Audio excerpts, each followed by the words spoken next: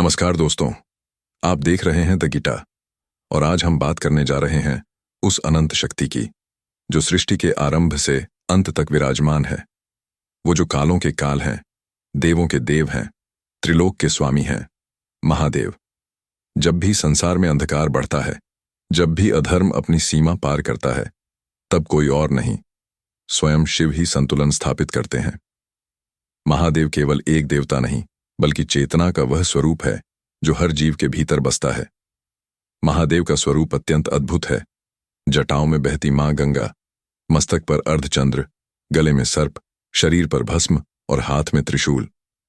यह रूप हमें सिखाता है कि जीवन में वैराग्य और शक्ति दोनों का संतुलन आवश्यक है।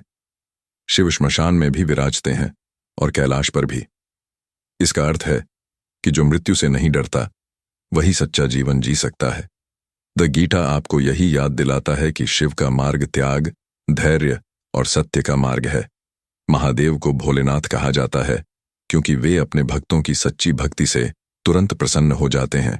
चाहे वो रावण हो जिसने तपस्या की, या कोई साधारण भक्त जो सच्चे मन से एयूएम नमः शिवाय जपता है, शिव सब पर कृपा बरसाते हैं।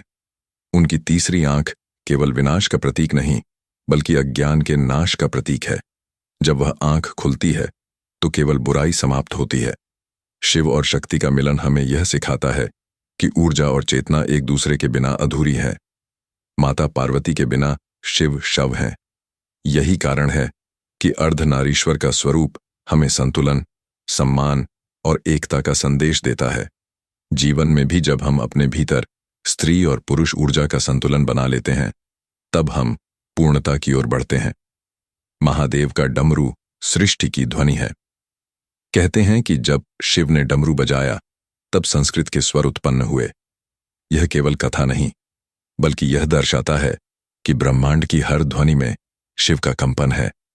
विज्ञान भी कहता है कि पूरा ब्रह्मांड ऊर्जा और कंपन से बना है और यही शिव का स्वरूप है। समुद्र मंथन के समय जब हल्लाहल विष निकला तब कोई देवता उसे पीने को तैयार नहीं था। तब महादेव ने संसार की रक्षा के लिए वह विष अपने कंठ में धारण किया और नीलकंठ कहलाए। यह कथा हमें सिखाती है कि सच्चा नेतृत्व वही है जो दूसरों की रक्षा के लिए स्वयं कष्ट सह ले। दोस्तों, शिव हमें सिखाते हैं कि जीवन में ध्यान, शांति और आत्मनियंत्रण कितना आवश्यक है। वे योग के आदि गुरु हैं। ध्यान में लीन शिव हमें बताते हैं कि बाहरी दुनिया की हलचल के बीच भी भीतर शांति पाई जा सकती है। अगर हम प्रतिदिन कुछ समय एयूएम नमः शिवाय का जाप करें तो मन की अशांति धीरे धीरे समाप्त होने लगती है। महाशिवरात्रि का पर्व शिव और शक्ति के मिलन का प्रतीक है। इस दिन की गई साधना कई गुना फल देती है, लेकिन असली शिवरात्रि तब होती है जब हम अपने भीतर के अंधकार को पहचान कर उसे ज्ञान के प्रकाश से मिटाते हैं। अंत में द गीता आपसे यही कहता है, शिव बाहर कहीं दूर नहीं है, वे आपके भीतर हैं। जब आप सत्य बोलते हैं, जब आप अन्याय के खिलाफ खड़े होते हैं, जब आप किसी की मदद करते हैं, तब आप स्वयं शिव का रूप धारण करते हैं। हमने जाना कि शिव केवल विनाश के देव नहीं बल्कि चेतना और करुणा के सागर हैं। आज हम और गहराई में उतरेंगे उस रहस्य में जहां शिव केवल एक देवता नहीं बल्कि स्वयं ब्रह्मांड की धड़कन है। कहते हैं कि जब कुछ भी नहीं था, न आकाश, न पृथ्वी, न समय, तब केवल शिव थे।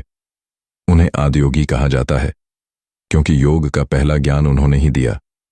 सप्तर्षियों को जब उन्होंने योग की दीक्षा दी, तभी से ज्ञान की धारा संसार में बहने लगी।